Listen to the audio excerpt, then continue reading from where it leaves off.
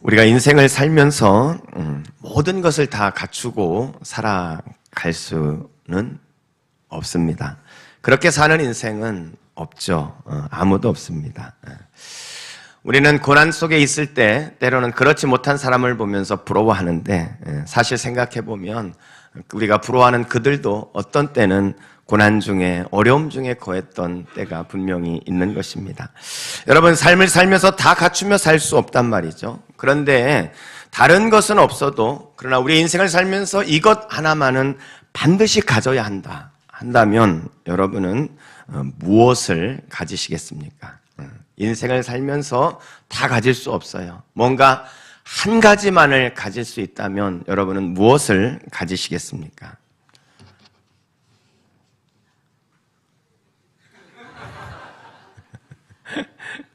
이 한 가지, 저는 그것을 믿음이라고 말씀드리고 싶습니다. 이 믿음이 있으면 나의 능력이 좀 부족해도, 주어진 상황이 생각보다 어려워도 이걸 다 극복하고 우리는 승리하며 살아갈 수 있기 때문입니다. 왜냐하면 믿음이라는 것은 하늘문을 여는 열쇠이기도 하고 하나님의 능력과 연결하는 다리가 되어지는 것이 바로 믿음이기 때문에, 그래서 우리가 이 믿음만 있다면 새해를 시작하며 2025년 한 해를 우리가 하나님이 주시는 은혜와 축복을 누리며 살아갈 수 있게 될 것입니다. 사랑하는 성도 여러분, 믿음의 사람이 되시기를 주의 이름으로 축원합니다. 그래서 우리 그리스도인의 삶에서 가장 중요한 것은 믿음이다, 이렇게 말할 수 있습니다. 우리 한번 좌우 앞뒤 옆에 돌아보시면서 올해는 믿음으로 삽시다 하고 인사합시다. 믿음으로 삽시다. 새해를 시작하며 저는 오늘 야고보서의 말씀을 가지고 강단에 섰습니다. 야고보서의 말씀의 핵심 주제가 바로 믿음이기 때문입니다. 여러분, 많은 분들이 오해하는 것이 바울이 쓴 로마서나 갈라디아서는 믿음에 대한 말씀이고 야고보서는 행함에 대한 말씀이라고 생각하는 경향이 있습니다. 여러분, 사실 이것은 잘못된 인식이죠. 로마서도 믿음에 대한 말씀이 맞습니다. 그런데 야고보서도 여러분 믿음에 대한 말씀입니다. 좀 더 설명하면 바울이 강조하는 이 믿음은 구원받는 믿음을 우리에게 설명하고 있습니다. 우리가 그리스도인이 되기 위해서 무엇이 필요합니까? 우리는 오직 믿음으로 구원을 받는 것입니다. 믿음이면 충분한 것입니다. 우리는 믿음으로 구원을 받는 거예요. 자, 그래서 로마서나 갈라디아서는 우리가 구원받는 믿음을 그렇게 설명해요. 그런데 우리가 예수를 믿고 난 후의 삶은 어떻게 살아야 될까요? 예수를 믿고 난 후의 삶, 우리는 어떻게 삽니까? 여러분, 그 삶 역시 믿음으로 사는 것입니다. 내 삶에 주어진 상황 속에서 이 바른 믿음을 가지고 우리 그리스도인의 삶을 살아가는 것입니다. 야고보는 믿고 난 후 하나님의 자녀가 된 이후의 삶을 우리가 어떻게 믿음으로 살아가는가, 이 믿음을 강조하고 있는 책이라고 말할 수 있습니다. 그러므로 우리 그리스도인은 사도 바울이 말하는 구원받는 믿음도 알아야 되겠지만, 이후에 하나님을 신뢰하는 이 믿음, 야고보가 말하는 이 믿음도 우리가 갖추고 있어야 하는 것입니다. 그래서 우리가 이 구원받은 후에 어떤 삶을 살 것인가, 여기에 관심을 갖고 바른 믿음을 가질 때 우리 성도의 신앙생활이 건강하게 세워지는 것입니다. 이런 면에서 야고보서는 이 시대를 사는 그리스도인에게 주시는 아주 중요한 그런 말씀이라 할 수 있습니다. 여러분, 일단 우리 1절 말씀을 보게 되어지면요, 이 야고보서의 저자와 수신자를 소개하고 있죠. 자, 1절을 보니까 하나님과 주 예수 그리스도의 종 야고보는 흩어져 있는 12지파에게 문안하노라. 여기 저자가 누구일까요? 너무 어려운 문제를 냈습니까? 예수 그리스도의 종 야고보라고 했어요. 야고보. 여러분, 야고보 영어로는 뭐라고 그러죠? 제이콥. 제이콥. 잘났습니다.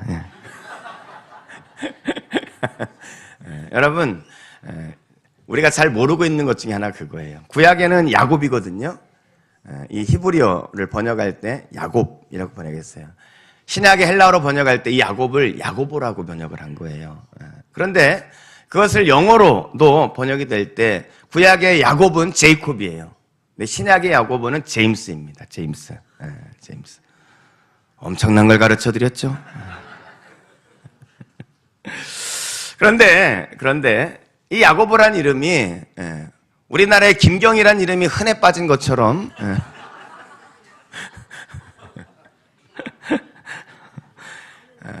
이 성경에도 야고보란 이름이 참 많이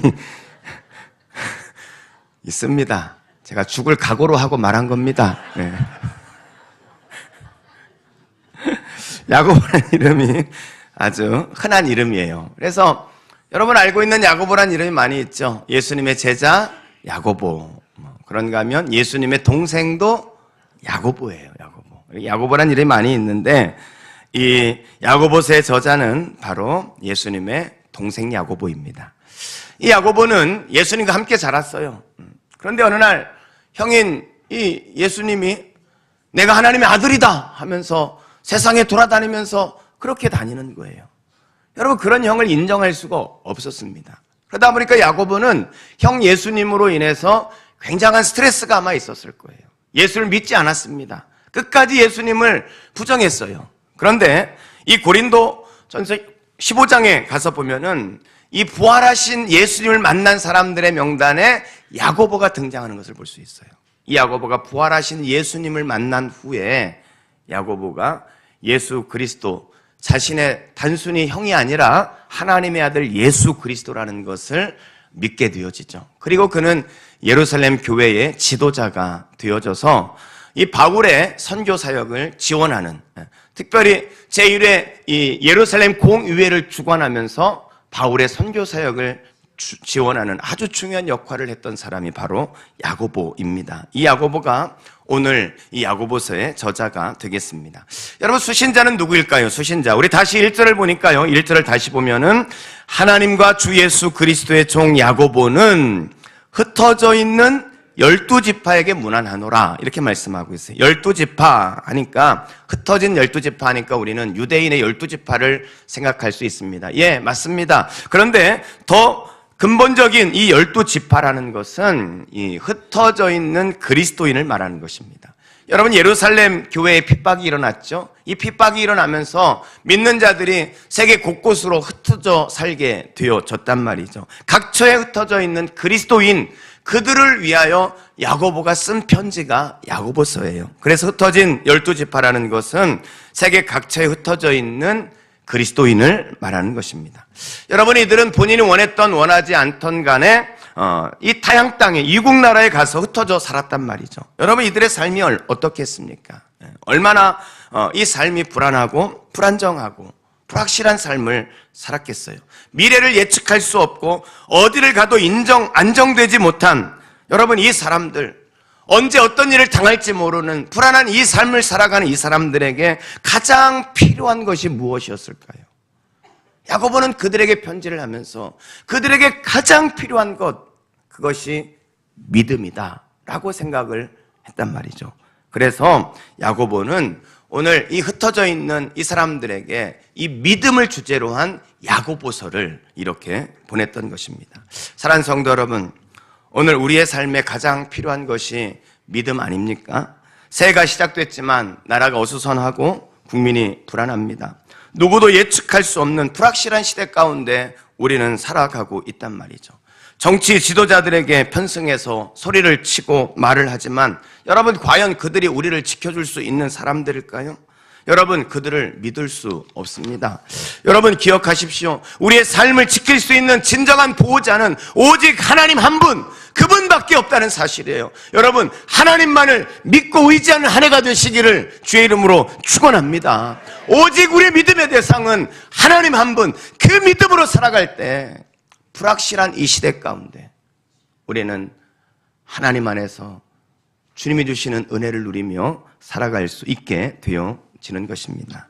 이런 측면에서 인생을 살아가는 우리에게 가장 중요한 것은 하나님을 바로 알고 바로 믿는 믿음입니다. 이 믿음이 바른 믿음이 되어질 때 우리 인생의 문제가 풀리고 소망 가운데 새해를 열어갈 수 있는 것입니다. 그래서 오늘은 새해를 소망으로 열어줄 이 믿음, 과연 이 믿음은 어떤 믿음인지 그것을 함께 알아보도록 하겠습니다. 자, 그렇다면 새해를 소망으로 열어갈 바른 믿음은 어떤 믿음일까요? 바른 믿음은 어떤 것일까요? 첫째, 믿음으로 반응하는 것입니다. 한번 따라하겠습니다. 믿음으로 반응하는 것입니다. 바른 믿음은 뭐냐? 내 삶의 자리에 어떤 일이 벌어지더라도 바른 믿음으로 반응하는 것이라는 거예요. 세상의 어떤 방식이 아니라, 내가 살아온 삶의 지식이 아니라 하나님이 주신 말씀에 있는 믿음으로 반응해내는 것, 이것이 바른 믿음이라는 것입니다. 여러분 2절 말씀을 보게 되어지면 우리가 당한 시련에 대한 말씀을 하고 있죠. 내 형제들아, 너희가 여러 가지 시험을 당하거든 온전히 기쁘게 여기라. 여기서 시험이라는 것은 유혹을 말하는 게 아닙니다. 바로 시련을 말하는 거예요. 시련. 여러 가지 시련이 있어요. 우리가 인생을 살아가면서 시련이 있죠. 여러분 그것도 한 가지 시련으로 끝나는 게 아니에요.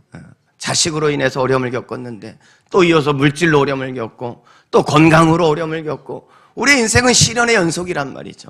그래서 야고보는 여러 가지 시련이라고 그렇게 말씀을 하고 있습니다. 다양한 시련을 만날 때 여러분 이렇게 계속적인 시련이 몰려올 때 야고보는 어떻게 하라는 거예요? 온전히 기쁘게 여기라는 거예요. 우리 2절 말씀을 다시 보겠습니다. 2절을 다시 보면 내 형제들아 너희가 여러 가지 시험을 당하거든 어떻게 하라고요? 온전히 기쁘게 여기라. 온전히 기쁘게 여기라.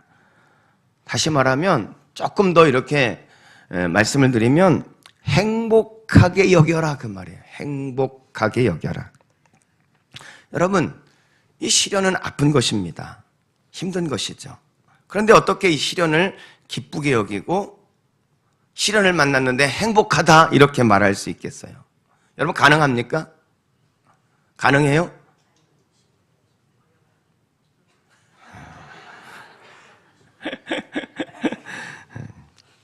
여러분 오늘 야고보가 우리가 볼 때는 가능하지 않은 것 같은 이 이야기를 하고 있어요. 그런데 가능하죠. 여러분 이게 가능하지 않다면 왜 그렇게 말씀을 하겠어요? 그럼 어떻게 이 시련을 만났는데 기쁘게 여기느냐? 3절 말씀을 보면 이렇게 말씀합니다. 이는 너희 믿음의 시련이 무엇을 만들어내요? 인내를 만들어낸대요. 이 시련의 첫 번째 열매 그게 뭐예요? 인내예요. 인내. 너희가 알미라 인내를 온전히 이루라. 이는 너희로 인내가 만드는 열매가 뭡니까? 온전하고 구비하여 조금도 부족함이 없게 하려 함이라. 시련은 인내를 만들어냅니다. 근데 그 인내를 이루면 부족함이 없는 인생으로 하나님이 만들어 주신다는 것입니다. 하나님이 준비한 이 열매가 있기 때문에 하나님이 약속한 이 축복이 있기 때문에 시련이 오면 시련 자체가 좋아서가 아니라 하나님이 준비한 이 열매, 하나님이 준비한 이 축복, 이것을 생각하면서 기쁘게 여기라는 것입니다.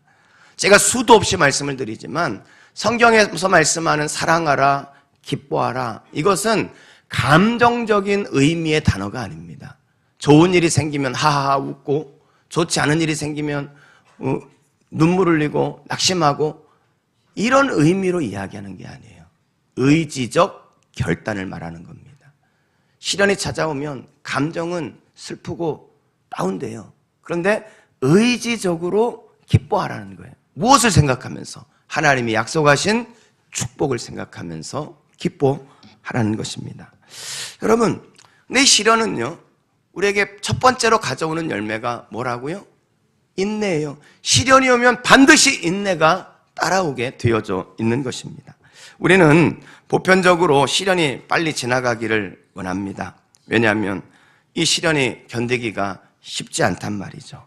그런데 여러분, 이 인내가 없이 주어지는 축복은요, 오래 가지 못하는 것입니다. 왜냐하면 그 축복을 담을 그릇이 준비되어져 있지 않기 때문에 그래요. 이 인내를 통하여 우리는 이 인내 후에 올 축복을 담을 그릇을 준비시켜 가는 것입니다. 그래서 정말 하나님께서 키우기를 원하시는 인생은요, 반드시 시련의 연단의 과정을 통해서 이 그릇을 하나님은 키우시고 이 준비된 그릇 위에 하나님께서 축복을 부어 주시는 것입니다. 준비되어지지 않은 것은 축복이 되어질 수 없기 때문에 그런 것입니다. 여러분, 다윗이 사무엘에 의해서 기름 부음을 받게 되어지죠. 그때 나이가 얼마나 됐을까요? 사무엘에 의해 기름 부음 받을 때 다윗의 나이 대략 15살에서 20살 정도로 이렇게 생각을 합니다. 15살에서 20살 정도. 이 다윗이 15살에서 20살 정도의 사무엘에 의해서 기름 부음을 받는데 막상 다윗이 왕 위에 오른 것은 몇 세였을까요? 몇 살이요? 몇 살이요? 3번 물으면 다 들어가더라고, 답이. 자신이 없어서. 사무엘 5장 4절에 보면은요, 30세 왕이 됐어요. 그러니까 15살에 기름 부음을 받았다면, 기름 부음 받는 것은 왕이 된다는 거잖아요. 근데 15살에 기름을 부음 받았다면 15년 후에 왕이 된 거예요. 20살이었다면 10년 후에 왕이 되어졌다는 거예요. 그러면 여러분, 이 다윗에게 이 10년 아니면 15년의 세월, 다윗은 어디에서 무엇을 했을까요? 왕이 되기 전 이 10년 아니면 15년을 다윗이 어디에서 무엇을 했을까요? 사울에 쫓겨다니죠. 유대 광야를 헤매면서 아둘람 굴에서 굶주리기도 하고 죽을 고비를 넘기면서 정말 어렵고 힘겨운 그런 세월을 보냅니다. 때론 미친 척하며 자기 생명을 유지하기도 한단 말이죠. 여러분, 왜 하나님께서는 기름 부은 후에 곧 왕으로 삼지 않으시고 그 기나긴 시간을 유대 광야에서 생활하게 했을까요? 왜 그렇게 하셨을까요? 다윗의 그릇을 키우는 시간이에요. 한 나라를 다스려야 하고 하나님의 택한 백성을 이끌어야 하는데 어떻게 이 다윗이 이끌 수 있겠습니까? 이 시련을 통하여 그릇을 키우지 않으면 바르게 성장할 수가 없는 것입니다. 여러분, 이런 면에서 우리 인생에 혹시 시련이 왔을 때 우리가 무조건 원망하거나 불평하기보다는 여러분, 기쁘게 여기라, 즉 믿음으로 반응하는 여러분이 되시기를 주의 이름으로 축원합니다. 나에게 주어진 이 시련이 지금 내 인생을 키우고 있는 것이지, 지금 내 그릇을 키우는 거야. 나를 더 크게 사용하시기 위해서 나에게 이 고난을 주신 것이지, 이렇게 생각하면서 하나님 앞에 기쁨으로 나아가게 된다면 하나님께서 인생을 온전하게 하시고 그리고 모든 것이 충만하게 만들어 주시는 것입니다. 사랑하는 성도 여러분, 그렇습니다. 바른 믿음은 바른 반응을, 믿음의 반응을 하는 거예요. 시련 앞에 온전히 기쁘게 여기라 말씀한 이 야고보의 이 말씀과 같이 어떤 상황이 닥치더라도 인간의 생각과 세상적 방법이 아니라 오직 하나님이 주시는 믿음의 반응, 이 믿음의 반응을 보이며 사는 것이 바른 믿음의 삶이고, 이렇게 살 때 우리의 삶이 하나님이 이끄시는 약속의 땅 가나안 땅으로 이끌어 들어갈 수 있는 놀라운 축복을 누리게 될 줄로 믿으시기 바랍니다. 믿음으로 반응하시기를 주의 이름으로 축원합니다. 두 번째로 소망으로 열어갈 바른 믿음은요, 둘째, 하나님을 신뢰하는 것입니다. 한번 따라하겠습니다. 하나님을 신뢰하는 것입니다. 바른 믿음이 뭐냐? 하나님을 신뢰하는 거예요. 흔히 우리는 믿음 생활 하면 어떤 것을 생각합니까?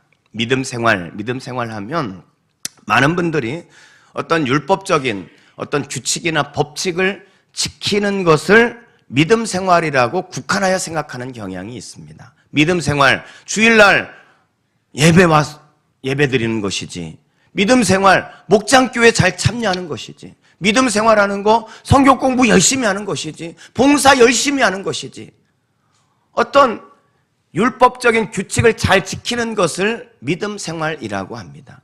여러분, 그것은 믿음 생활을 위해서 하나님이 우리에게 잘 믿음을 더 바른 믿음으로, 더 성숙한 믿음으로 만드시기 위한 방편이죠.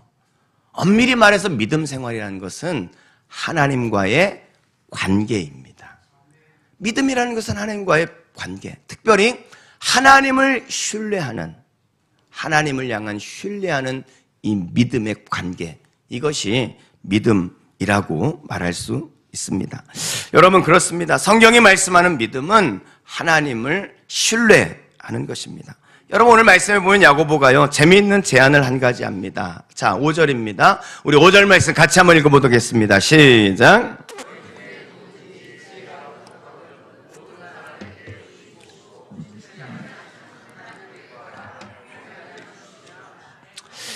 할렐루야. 여기 보면 부족하다, 부족하거든 이란 말이 나오죠. 부족하거든. 여러분, 인생에는 서두에도 말씀드렸지만 모자라는 것이 있어요. 여러분, 다 채워진 분이 있습니까, 여기? 다 채워진 분은 아무도 없어요. 근데 우리는 자꾸 내게 없는 그거, 거기에 함몰되다 보니까 다른 사람은 다 있는 것 같고 비교하고 그러면서 우리 자신의 인생을 망가뜨리는 그런 경향이 있죠. 여러분, 부족한 게 인생이에요. 부족하지 않은 인생이 없습니다. 여러분, 모든 것을 갖춘 사람은 없어요. 요한복음 2장에 보면 가나 혼인잔치, 혼인축제가 이루어지고 있거든요. 여러분, 이 혼인축제 가운데서도요, 포도주가 모자랐다니까요. 다 갖춘 인생은 없습니다. 자, 오늘 본문 말씀하신 이 경우에는 무엇이 모자란 경우입니까? 뭐가 부족해요, 지금? 뭐가 부족해요? 다시 5절을 띄워주실래요? 네. 5절. 너희 중에 누구든지 뭐가 부족하거든? 지혜가 부족하거든 그랬어요. 네. 지혜가 뭐예요? 지혜. 은혜 언니가 지혜입니다. 네. 지혜가 뭘까? 지혜가 부족하단 말이죠. 지혜라는 것은 내가 어디로 가야 되는지, 무엇을 해야 하는지, 무엇을 결정하고 삶을 살아가는 여정 속에 만나는 수많은 것들을 대하는 방식이에요. 지혜. 어디로 가야 할지, 무엇을 해야 할지 몰라요, 지금. 당황스럽단 말이죠. 지혜가 없는 거예요. 어떤 문제를 풀어야 되는데 이 문제를 어떻게 풀어야 될지 몰라요. 지혜가 부족하단 말이죠. 하나님 지혜를 주십시오. 지혜를. 여러분, 지혜가 부족한 때가 많이 있지 않습니까? 지혜가 부족하거든.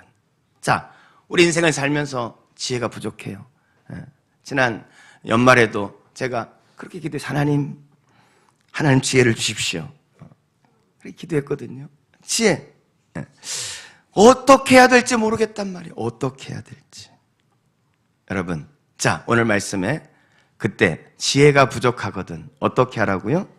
지혜가 부족하면 하나님께 구하라. 하나님께 구하라는 거야. 할렐루야. 하나님께 구하라는 거야. 하나님께 구하라. 구하라. 이것을 가리켜 뭐라고 합니까? 하나님께 구하는 게 뭐예요? 기도죠. 기도하라는 거예요. 우리가 갈 바를 알지 못하고 어떻게 해야 될지 모르겠어요. 어떤 선택을 내려야 될지 모르겠어요. 그럴 때 우리는 구하라. 하나님께 기도하라는 거예요. 기도하라. 기도. 자, 기도해요. 기도하면 어떻게 하신다 그랬어, 하나님이? 하나님 어떻게 하신다고요? 후히 주시고 꾸짖지 아니하시는 하나님이다. 우리가 기도하면 그 하나님은 후히 주시고 꾸짖지 않으신다. 이렇게 말씀하고 있어요. 후히 주신다는 말이 뭡니까? 후히 주신다. 아낌없이 주신다 그 말이죠. 아낌없이 주신다. 꾸짖지 아니하신다. 이건 뭐예요? 우리 손을 부끄럽지 않게 하신다는 거예요. 하나님 주세요 이렇게 했는데 못 받으면 부끄럽잖아요, 이 손이. 그렇죠? 여기서 꾸짖지 않는다는 말은 부끄럽지 않게 하신다 그 말이에요. 내가 구하는 것에 대해서 하나님께서 채워주신다, 그런 의미죠. 여러분, 왜 하나님은 우리가 부족해서 기도하면 후히 주시고 꾸짖지 아니하실까요? 왜 그러실까요? 왜 하나님은 우리에게 모든 것을 그렇게 주시려고 하시는 걸까요? 하나님은 우리를 사랑하는 아버지이기 때문에 그런 거예요. 아버지이기 때문에. 아버지이기 때문에 자식에게 후히 주고 꾸짖지 않으시고 넉넉하게 주기를 원하시는 하나님이라는 거예요. 여러분, 그래서 우리는요, 좀 당당할 필요가 있습니다. 우리에게 자녀의 권세가 있단 말이에요. 영접하는 자, 곧 하나님을 믿는 자들에게는 하나님의 자녀가 되는 권세를 주셨다 그랬잖아요. 자녀의 권세, 자녀의 특권이 있다는 거예요. 그 특권이 뭐예요? 기도하면 응답하시겠다는 거예요. 우리 아버지 되신 하나님 앞에 기도하면 응답해 주시겠다는 거예요. 참, 제가 이 세상을 살면서 가장 뻔뻔한 사람이 둘이 있습니다. 누군지 아세요? 우리 아들 두 놈이에요. 얼마나 뻔뻔한지. 맨날 달래. 맡긴 것도 없으면서 맨날 달래. 달라는 것도 얼마나 당당한지 그냥. 전 집사람한테 용돈 한번 받으려면 무릎 꿇고 빌면서는 안 받습니다. 예. 근데 저희 아이들은 너무 당당하게 달라는 거예요. 여러분, 이게 자녀의 권세라는 거예요. 특권이에요. 특권. 하나님 우리 아버지시기 때문에 우리가 구하면 꾸짖지 않으시고 후히 주신다는 거예요. 사랑하는 성도 여러분, 바른 믿음이 뭐예요? 바른 믿음은 그 하나님을 신뢰하는 겁니다. 그 하나님을 신뢰하는 것. 후히 주시고 꾸짖지 않으시는 하나님을 신뢰하는 것. 어떠한 상황 속에서도 그 하나님 앞에 기도하며 그 하나님을 바라보며 그분을 신뢰하는 것. 이게 바로 바른 믿음이다. 2025년도 여러분, 바른 믿음을 가지고 살아가시기를 주의 이름으로 축복합니다. 마지막 세 번째로 소망으로 열어갈, 새해를 소망으로 열어줄 바른 믿음은 셋째, 하나님께 집중하는 것입니다. 한번 따라하겠습니다. 하나님께 집중하는 것입니다. 6절에서 8절 말씀에 보면은 이런 말씀을 합니다. 오직 믿음으로 구하고 후히 주시고 꾸짖지 아니하신 하나님께 구하라는 거예요. 믿음으로 구하래요. 조금도 의심하지 말라. 의심하는 자는 마치 바람에 밀려 요동하는 바다 물결 같으니 이런 사람은 무엇이든지 주께 얻기를 생각하지 말라. 하나님은 꾸짖지 않고 후히 주시는 분인데 7절에 보니까 주께 얻기를 생각하지 말래요. 후히 주길 원하시는 하나님이신데 그 하나님 앞에 받을 수 없는 것을 소개하고 있는 것이죠. 어떤 것을요? 8절, 두 마음을 품어 모든 일에 정함이 없는 자로다.